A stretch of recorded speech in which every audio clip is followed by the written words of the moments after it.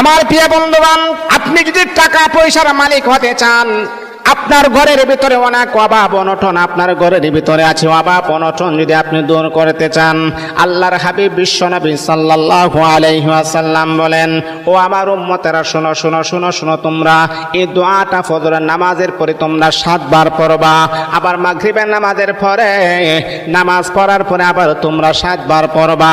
একজন সাহাবী আল্লাহর হাবিবকে প্রশ্ন করলেন, ইয়া রাসূলুল্লাহ, ইয়া হাবিবাল্লাহ, ওগো আল্লাহর নবী, এই দোয়াটা যদি ফজরের পরে 7 বার পরে, মাগরিবের পরে 7 বার পরে, তাহলে আমাদের কি উপকার হবে?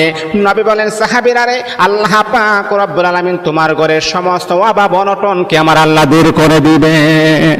সাহাবী বললেন, ইয়া রাসূলুল্লাহ, দোয়াটা কি?